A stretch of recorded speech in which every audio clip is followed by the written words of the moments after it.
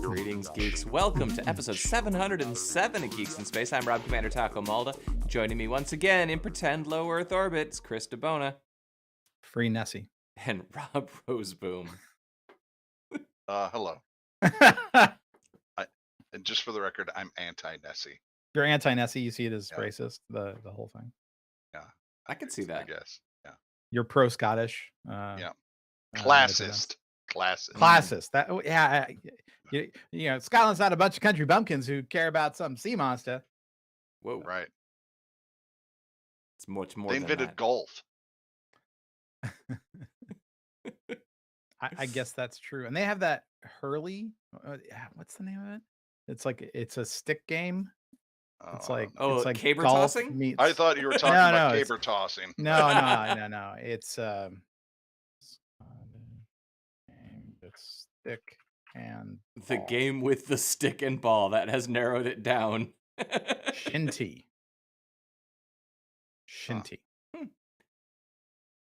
Well, let's. It's almost nice enough outside for us to go do that sort of thing around here. It's like rugby meets lacrosse, is the way to think about it. Interesting. Mm-hmm. It is. It's going to be breaking 50 degrees outside, so maybe that's what Wow. I'll do next week. That's cool. Play a game that you know nothing about. I mean, and then get beat up in the process. Then I can't lose, right? Because I don't know the score. At least you won't smell the blood on the ground.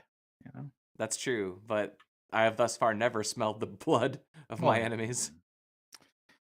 It's a real shame. It's one of the true pleasures of war. No, Sure. Rub it in. Sure. Let's make fun of my I'm problem. Sorry. If I could hug you through this, I would. And Aww. tell you that you're valued, you're liked, Aww. and I don't even have to shower before doing it because you can't smell. That's true. So. That's true.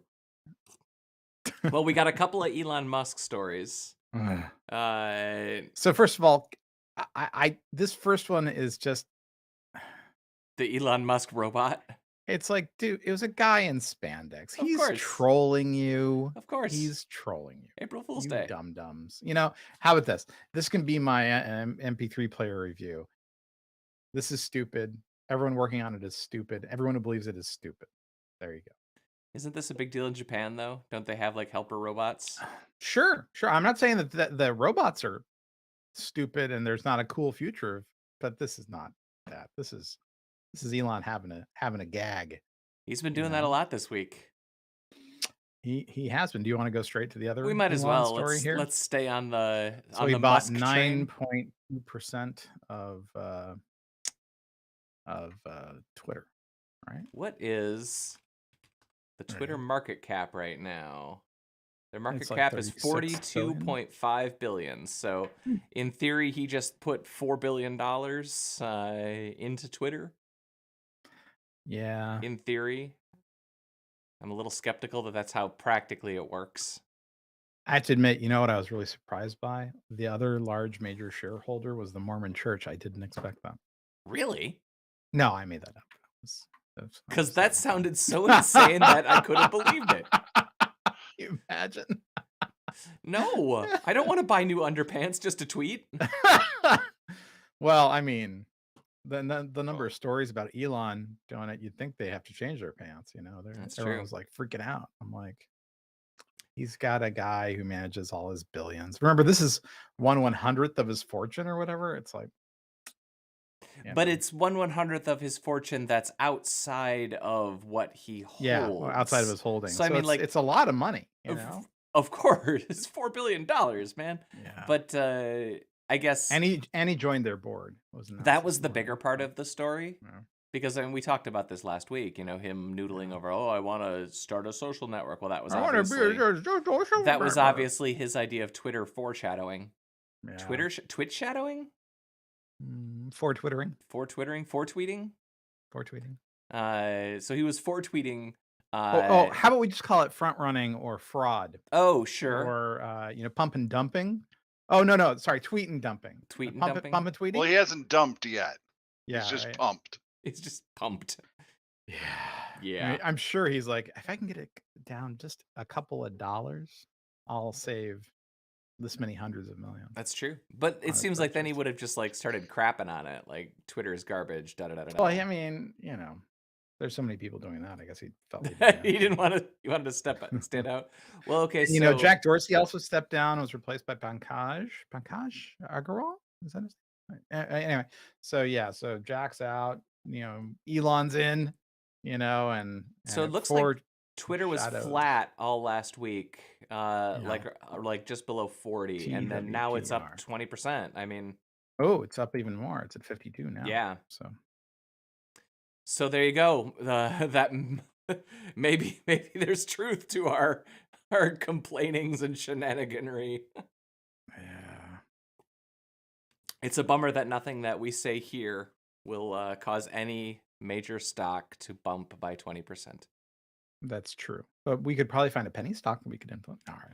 I mean, we used to. We didn't influence it, but we used to day trade penny stocks for fun. You did? Yeah, that was a running joke. Are you talking about VA Linux now? Or oh, ouch. Is that too soon?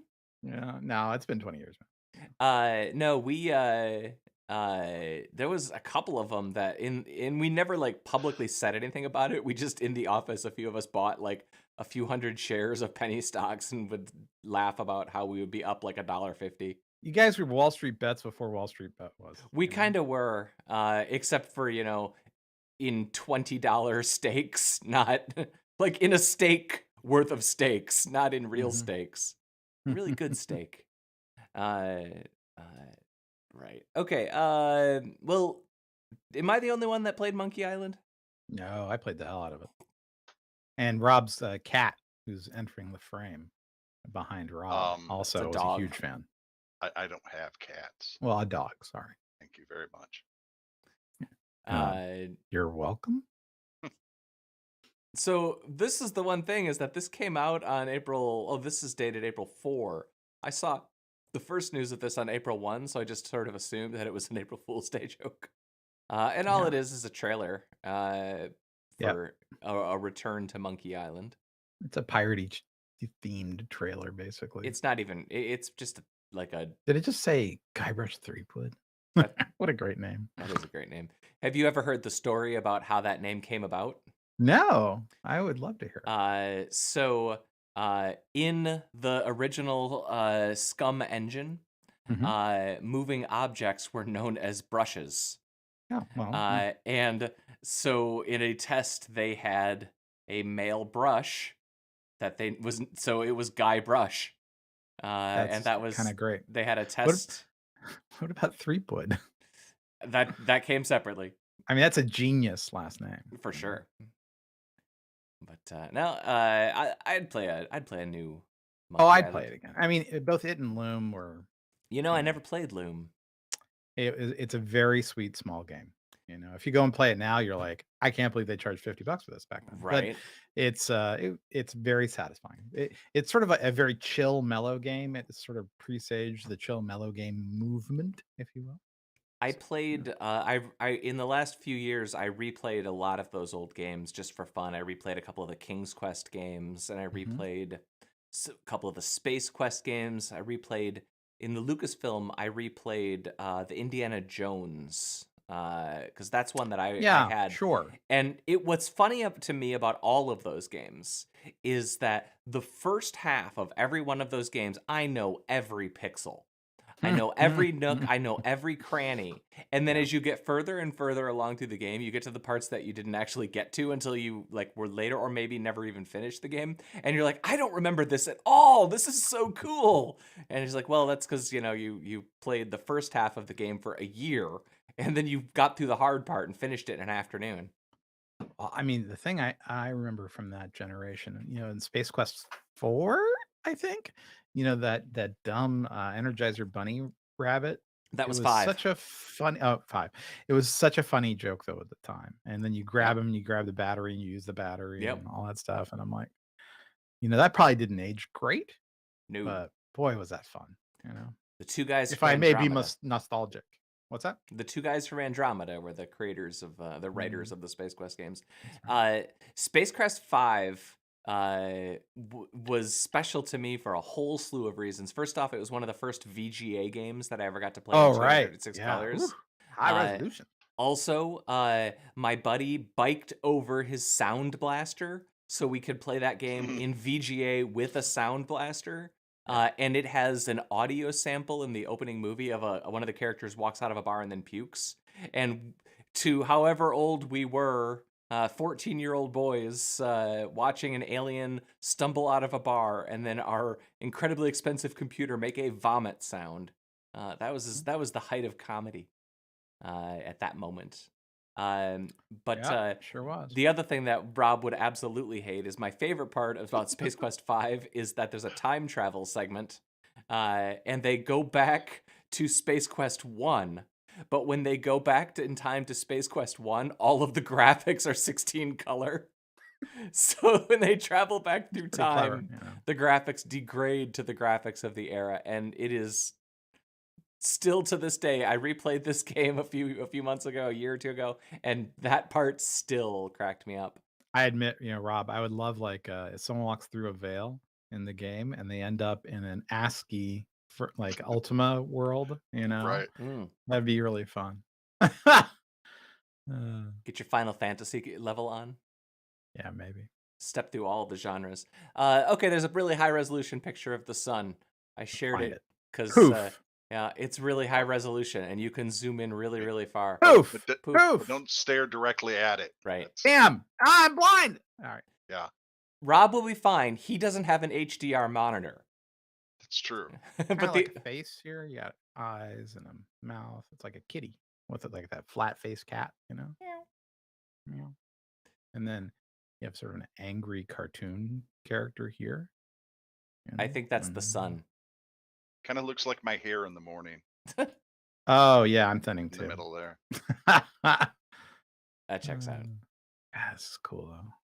I don't know. It's a big picture, and I think you might even be able to zoom in more if you find the original source. Is there a little tiny picture of the Earth? Oh, look, there's a little Earth. For scale. Earth for scale. Yeah. They should have a warning that said this planet may appear closer. Earth to scale. Or farther away than actually is. Well, I think I found I think that's too hot. Yeah. I think things would be different if we were that close. I just want to see this. You just want to see the corner? No, hold on. Here. Boop. Boop. Oh, we're zooming. Okay. We're at the limits of fun. There's no more fun to be. Go to the moon. Let's go see Earth. I want to see high-res Earth. I want to for scale. There we go. Ha! I can see your. No, I can't. Oh. That's a lot of detail, man. Oh, Oh, here. You know what this is actually a picture of? Your mom. See, we had to get a your mom joke into there.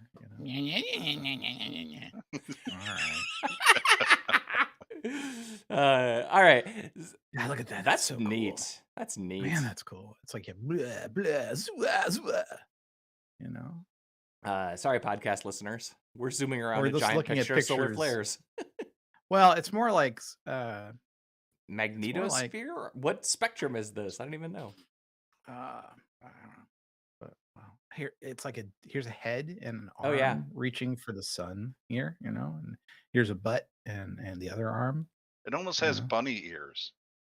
Bunny ears here? Yeah, right? Are we Rorschaching the sun? Yeah, we're totally doing it's bunny coronal mass ejection ears. Yeah. Is the bunny running towards it or Good away catch, from it? Mr. Roseboom. Is the bunny is he running away or towards the sun? No, he's grabbing. Oh, grab. Yeah. Grab. But I guess he's kicking the sun. I don't know. All right. Maybe he has a beef with the sun. As all rabbits do. As all rabbit-headed people do. That's right. All right. Well, that was a great picture. Thank you for that. Did either of you watch the new Star Trek trailer for Strange New Worlds? I didn't. When did this come out? Yesterday? A couple days ago, I think. I missed it. Well, we want to watch it now together. I mean, we can, but we'll just get copyright struck because that's what happens. Yeah, that's what happens. Well, okay. What did you think of it? I like it.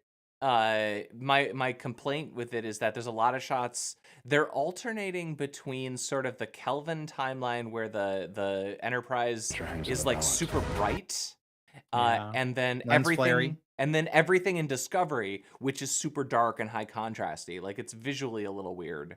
Like this shot here is super dark. And then there's other shots where it's kind of bright. I prefer, I want this show, I've said this a million times, I want this show to be bright. I want this show to be hopeful. I want this show to be And also Star Trek. You want consistent bright lighting, is what you're saying. So the TNG, We're the tired deck of is grim TV core. flat, right? Yeah. It's all flat. The lighting is even and balanced. And I know that you don't do that in a modern TV show, but I want you to lean into the colorful and lit part. I'm sick of dark TV shows, both visually and metaphorically. Yeah.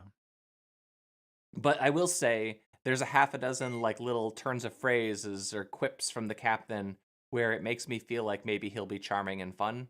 Well, I mean, Anson Mount's a very compelling, charming, Oh, actor, you don't have to so. tell me. I watched, what was the show? what? Inhumans?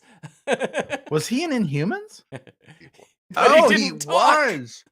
That's right. He was the mute guy. Yeah, take the guy who's was, good at talking and make him shut up. That's a great Yeah, idea. what is that guy's name? Black? No. Thunder. Black Noir, Thunder, No. Lightning, Thunder Alley, So I can't even remember. Bolt, That's how much I. Hot Dog, Black Bolt. Black Bolt. Black Bolt. Thank you. That show was hands down the I worst couldn't- of I any couldn't- Marvel show. Speaking of shows that I couldn't make it through, I tried to watch DMZ. I couldn't get through the first episode. I was just like, this is dumb. Oh, yeah, I watched. What were you first about two. to talk about, Rob? I was saying, if you're going to talk about Moonfall, that should be what we end on. We Yeah. got to end on Moonfall. Save Moonfall. Let's end on the Moonfall. All right. Okay. I could Boy. give you a little update on Picard while we're on Star Trek. Yeah. though. Okay. Sure. I mean, I So- watched the Red Letter Media review. Oh, did you? So here's what I'll say. Guys. Episodes 1, 2, and 3 I enjoy. Episode 4 is a total punt. None of the characters do anything really or grow in any way. They're just basically getting to the next location, except for there's like one thing that's a reveal, which is stupid. Episode 5 is a motherfucking train wreck. Everything is stupid. Nothing makes sense. And now, of all of the plot lines, there's literally only one thing that I'm interested in, and it's basically Alison Pill is going to turn into a Borg. And I like everything about the Borg Queen. And everything else on that show has now officially gone totally off the rails. Okay. Does that match up with Red Letter Media? Yeah. I mean, there was some very funny parts because they're very funny people. They are. But yeah, it's something. I was actually really bummed because I thought they had enough stuff on the table, but it was in the most recent episode where they bring back the robot girl from the first season, Dada. That's Data's Dada. Oh, Data's Dada. That's good. Data's Dada. And they brought her back, but now it's in 2024, and she's Brent Spiner's daughter who has stupid diseases that have to be cured by Q. It's so bad. I can't. You couldn't come up with a more contrived, dumb thing to do. No, Tag me in. All right. Let me see what I can come up with. All right. That's no, fair. you make it too good. Will Wheaton could show up as the Traveler. Isn't he like the post credits podcast Yeah. guy for this one? He does podcasts every episode. Okay. Poor guy. Yeah. So. I just saw your scroll to our podcast listener. Mr. Tabona has decided to put a ticker across the bottom of his camera to remind you that I have terrible taste. Truly awful. And you know what I have to say about that? I know. I'm just trying to get the right font for this. Yeah, right. All right. That's great. So I'm really bummed because I was enjoying the table that they set with Picard, and then they just keep throwing pieces on the table instead of doing anything useful. Yeah. The It thing turned that out strikes me, every dish was a Jello mold. you know, it's like they watched the American Horror Story and they're like, we can just reuse actors. Let's just reuse actors. Apparently, they reused the Romulan person, so she's in it, and I guess Whoopi Goldberg, whatever. But No, then they replaced Whoopi reused Goldberg her with young and Whoopi Goldberg. recast her just to make it extra confusing. Yeah.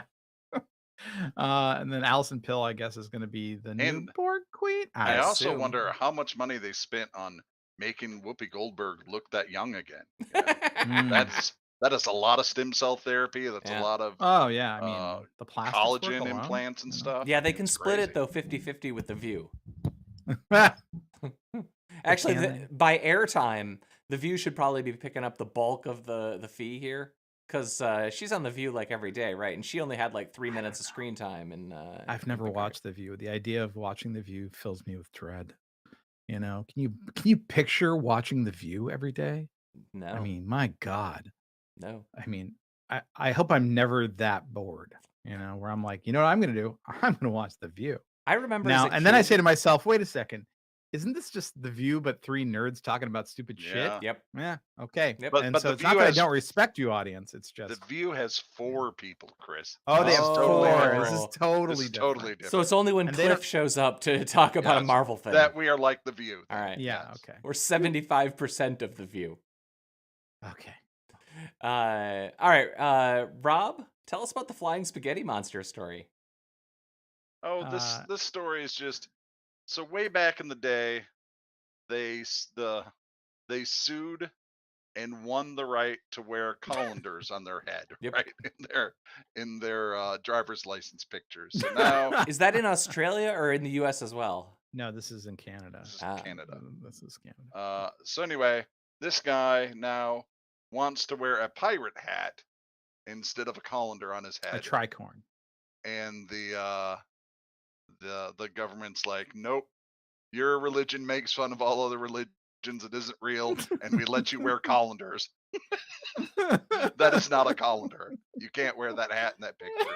Just, you know, like, this is obviously not the most important story in the world. I just find it funny, the little weird things that the government makes you do, and the ridiculous fights some people are willing to go to prove a point. Right.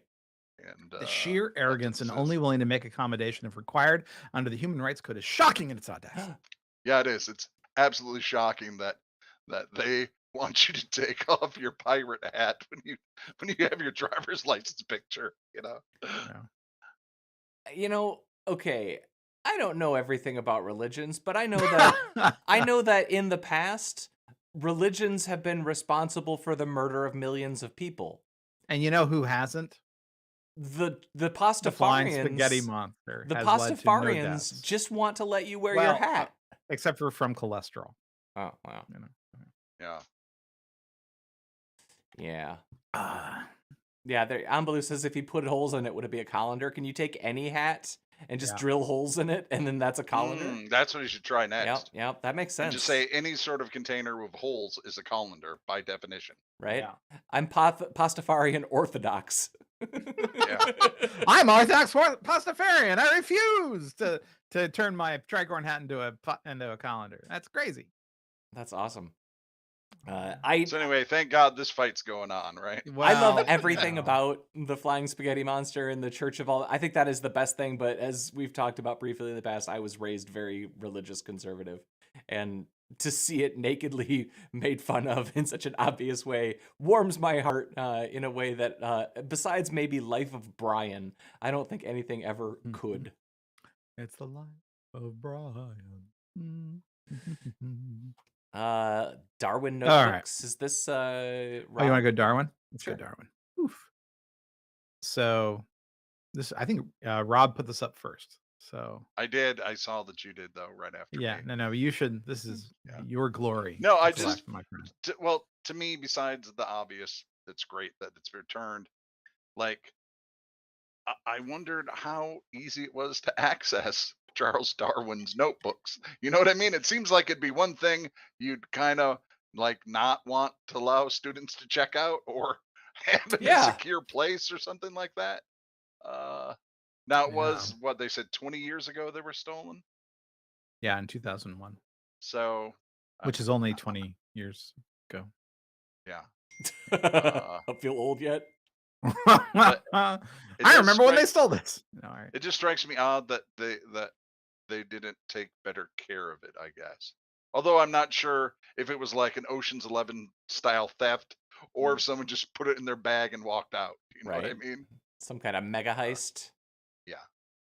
Like they had to build it's a back. 100% replica of the librry and train. Well, I mean, think about put it in a gift bag and returned it with a happy Easter card. Yeah, it's kind of funny, right? You know what probably happened? Whoever stole it died, and then their kids were going through their stuff and like, this doesn't look like Grandma's handwriting. Yeah. Do you remember Dad saying anything about having Charles Darwin's notebooks? Right? Do you think that? We need to put this back. You know, I think somebody's going to jail. Let's give it to Stevie. Yeah. He just toodles on into the Cambridge Library and oops, gotta go. Yeah, I found this. Is there a reward? Yeah, all right. All right, so here's another weird one. This man allegedly got 90 COVID vaccine shots. I love this story. So he could sell the vaccine. So he could sell the cards. Yeah. Now that's fantastic. Correct me if I'm wrong. Couldn't anybody with a printer just like print one of those cards? Maybe, well, I mean, but do you know how hard that is? This guy just has to show up and get a shot. Then they give him everything. And he's a Superman. That's Superman, I tell you. I mean, okay, here's mine. And yeah, I'm looking at mine right now. You I'm have not your share it COVID card on you? It's in my desk drawer. Oh, I got mine right over here. I've literally, the only time I've ever needed my COVID card was to get the next COVID shot. Yes. Yeah, I've got my 4 shots listed here. You know, it's fine. So they just opened up shots for old people. Of which you now number. Yeah, I kind of like leading edge. I turned 50 right in time to get my booster and then my second booster all, kind of fast. So I'm protected. And I went Moderna, Pfizer, Moderna. Oh, so I got the whole spectrum of protection. That's right. Don't talk to me about Johnson. What surprised me most about this story was they didn't talk about how this man now was part of some rigorous scientific study. About how, wow, man, you've had 90 of these shots now. If anybody were to have a bad reaction or long-lasting effects, it would probably be you, right? Well, right. So it seems like an opportunity lost. They could pay him a little bit money to study him. He won't have to go and fraudulently gain vaccination cards anymore. No, they just pay him in COVID cards. Yeah, he doesn't need cash. They just give him. They just keep giving it's like him a cryptocurrency, but really stupid. Yeah. Immunized by blockchain. No, in fact, he doesn't want to get paid in euros or Deutschmarks. He wants to get paid in COVID vax cards that he can then sell on a. It also made me wonder if there's a hierarchy of COVID cards. Like if some COVID cards from certain areas were worth more than others. If they were rares. Right. You know what I mean? Like some of them are 6'4" flying monsters, so you really want some those. of them have rampage. Yeah. Stuff like that. Yep. Yeah, this one would go really good in my goblin deck, my pestilence deck. Yeah. Wow. I put my COVID card in my white deck because it has all the disenchants. It seemed to fit. All right, The Crow is gonna get rebooted. Yeah. Okay, I've seen The Crow once. I don't care about The Crow at all. The second Crow movie? No. Okay.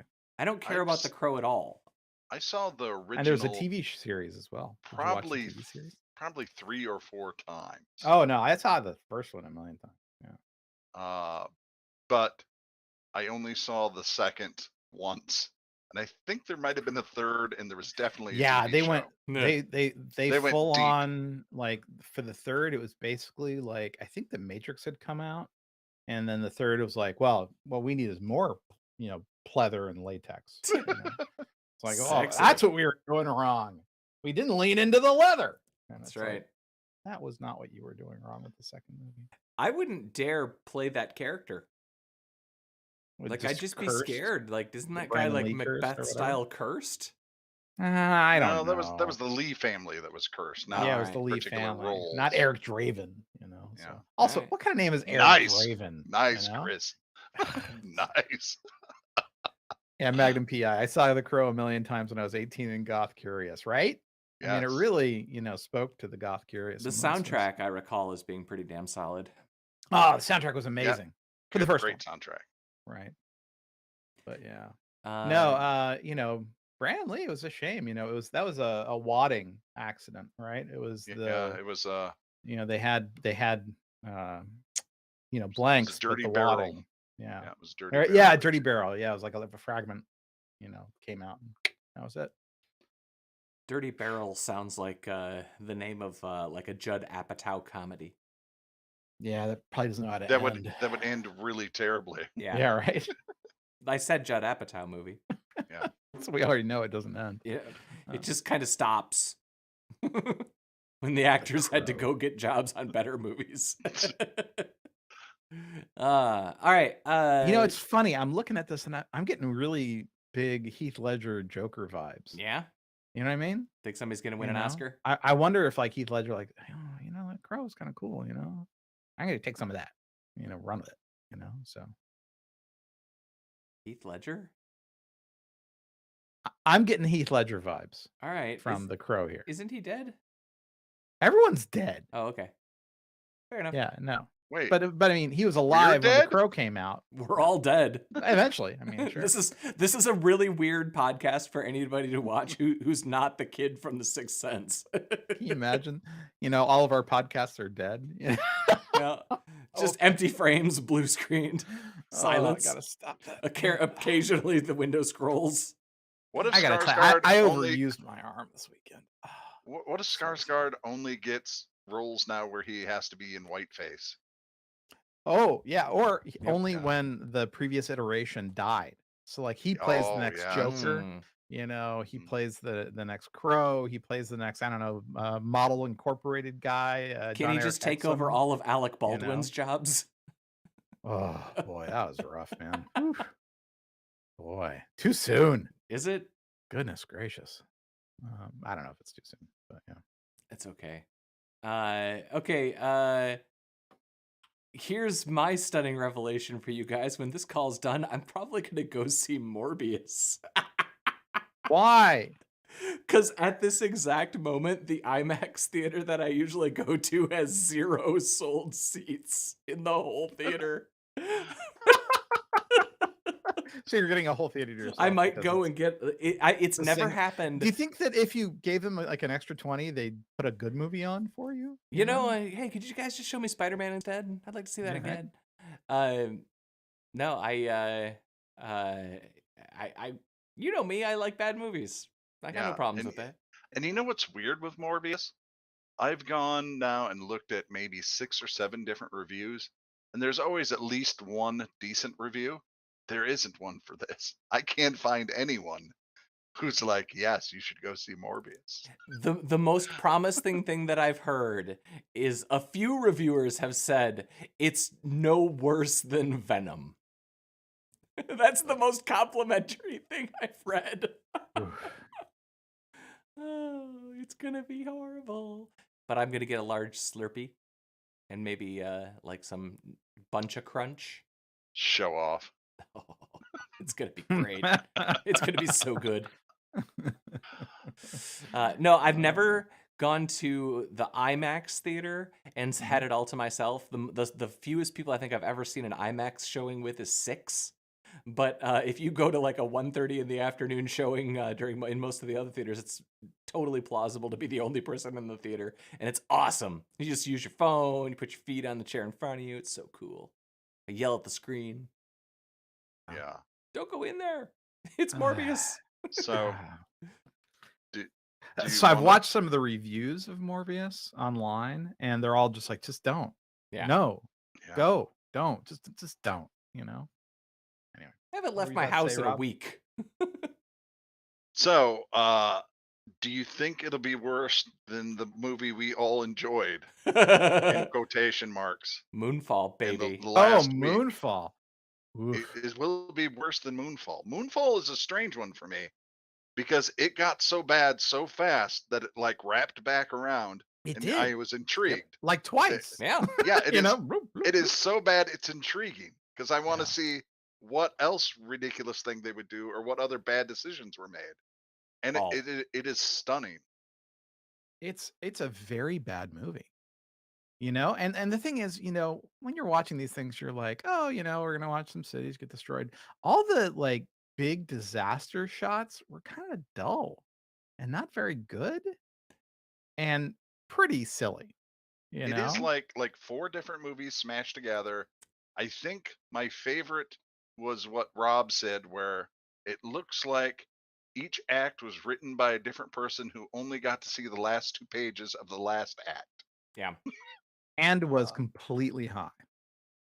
Oh, for sure. Definitely. Like there was nobody who worked on this who wasn't astonishingly high. You see, the aliens are us. Oh yeah. We are the aliens. There's nano. Yep, we're just gonna stick nanites in halfway through. It's just so Yeah. Angry clock parts destroyed the universe. Yep. And almost wiped out mankind. It's like I really liked the last couple seasons of Stargate where that show was garbage. Let's get more of those nanites. You mean the replicators? Come on. I will have no dissing of Stargate on this channel. I wish it did better because I would really like to see a sequel that's just like a buddy road trip movie where the AI and whatever that idiot's name is. Yeah, he was the only redeeming thing in the movie was get to travel around the universe in the moon like a buddy travel movie. Yeah, that's what I want to see, where they drive the moon around to different places since the moon is hollow and a big construct. And there's a running gag about his irritable bowel syndrome. Is that the librarian guy from Game of Thrones? Yes. Yes. Yes, it is. Good for him. Yeah, I mean, he was. I truly liked him. He's a very likable actor. And I wanted to ask these people if they knew that the writers, that even if the moon was very close to the Earth, it still did not have more mass than the Earth.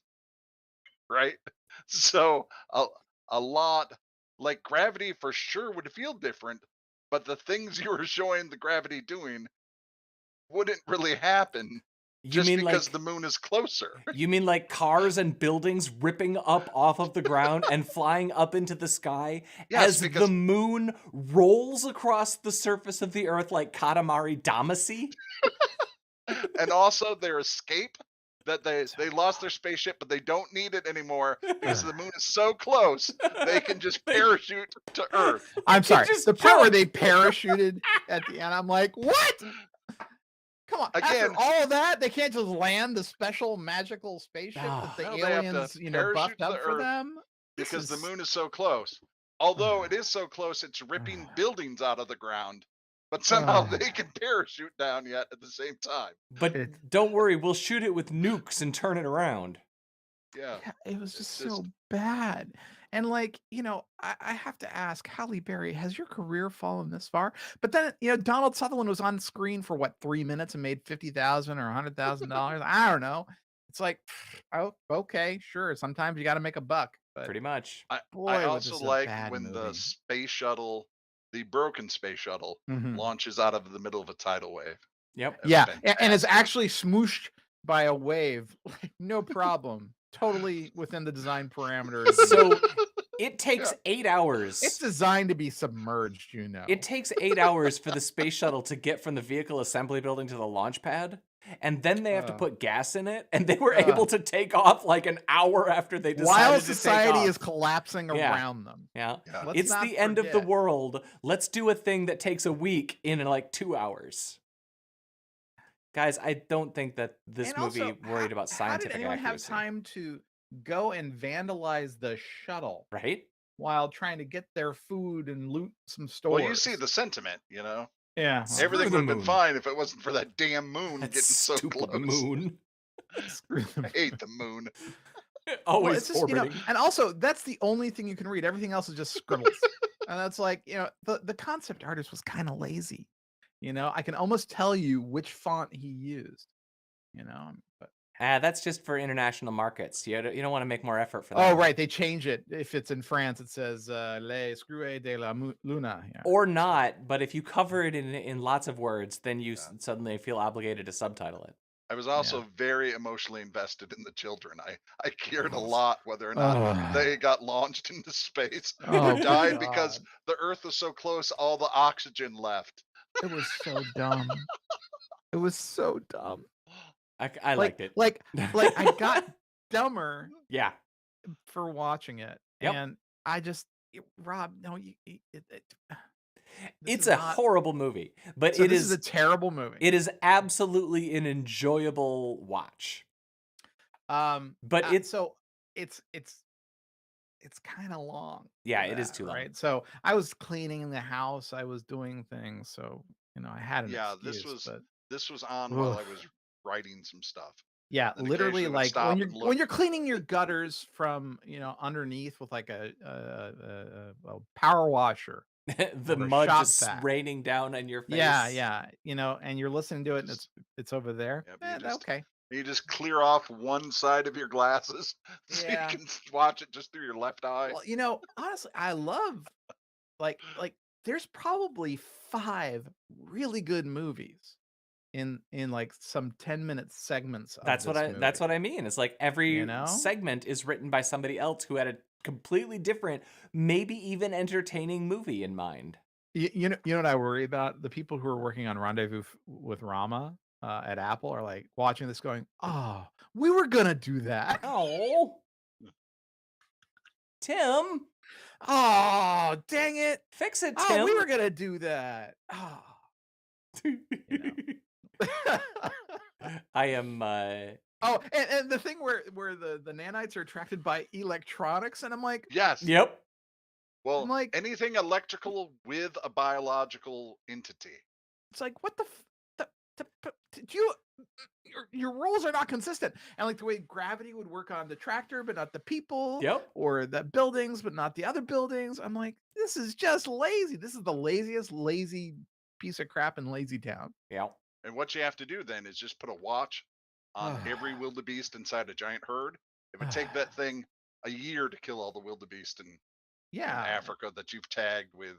And you get the cheap Casio watches. You don't have to spend a lot of money. Yeah, I bet them on fish. You get those little calculator watches that were really cool in the 80s. You get it for like $1. The $12 digital watches, because they're electronics. Whoa. Unless they're not, And like he's like pulling on this valve to start an OMS burn. Yep. I'm like, what? That was my favorite part. Is he hot wiring? The space shuttle is in a spin, an uncontrolled spin, and the solution to being in an uncontrolled spin is to rip a panel off inside of the cockpit and turn a big giant knob like plumbing. Yeah. That's how you do it. And like you turn it, and you keep turning it until and it slowly straightens you out. Like it's it's like the knob, the button on your TV, the tracking knob on your TV. To be fair, it's not like the math on that would have to be precise, right? You could just eyeball.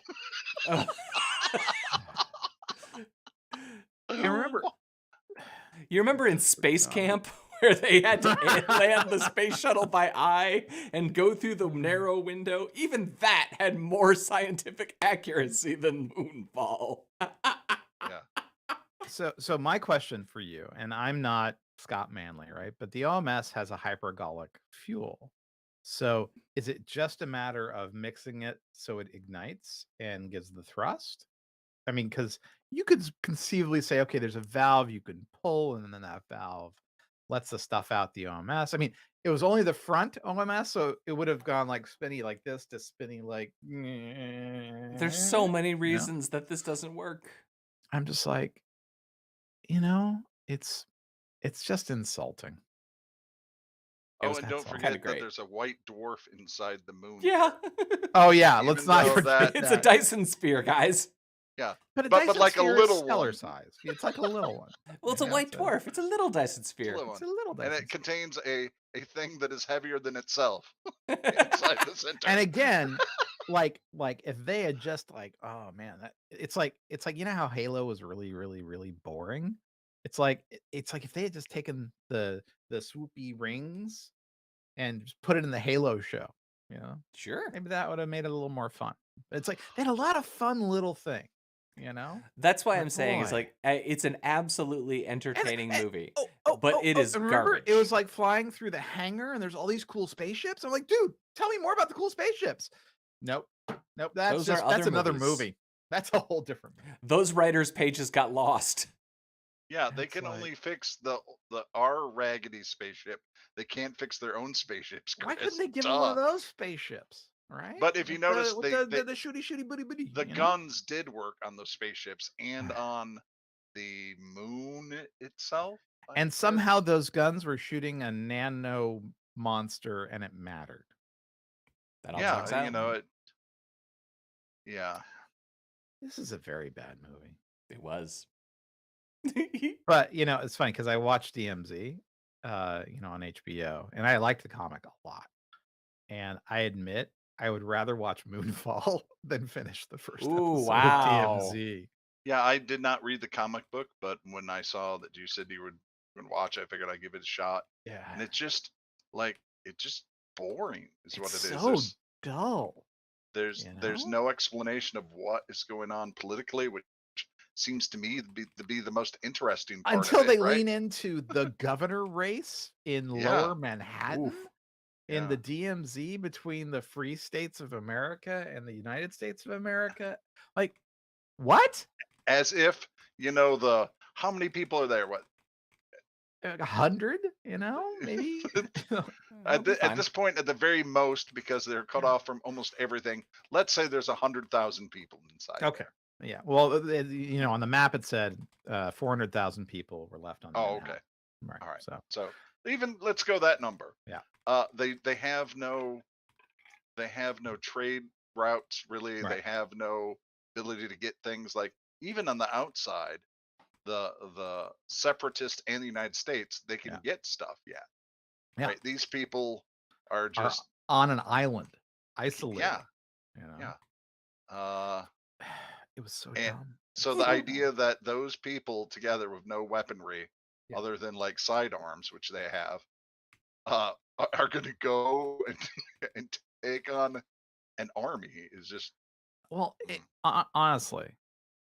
So the scene where Benjamin Bratt is basically pitching his governorship, because we're not just trying to look after ourselves, we're trying to become the DMZ, the great nation of DMZ, or whatever the hell it was. And he was like calling out each of the gangs he was running against, and I'm like, so let me get this straight. You have this crowd of 80 or so people.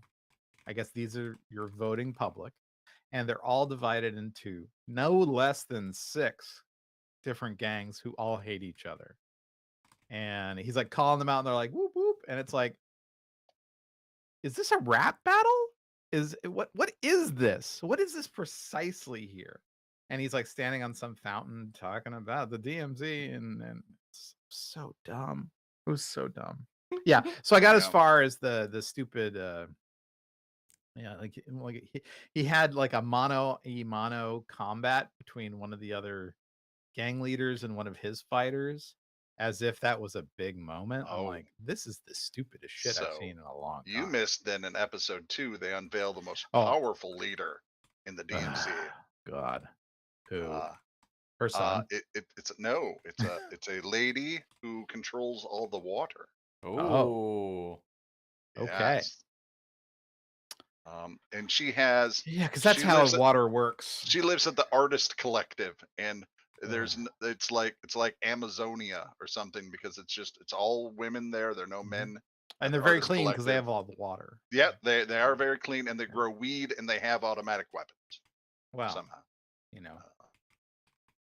they trade weed for bullets. Wouldn't you? And soap. They might. God, it was so. Yeah, I'm not gonna make it to that episode. I mean, I don't know when I stopped in the first one. I got as far as the nice nurse lady getting shot in the stomach or something, and I think that was it. And I was like, I just don't have time for this. Literally, I would watch Moonfall again because there were some cool effects here. Moonfall's completely charming. Nora Dunn is the old Nora SNL Dunn? actress, is the lady the who plays the Artist Collective leader. Yeah.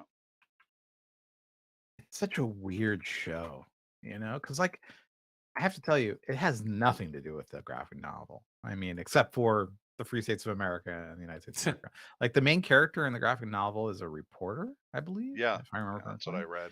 And like, I'm like, who are all these people?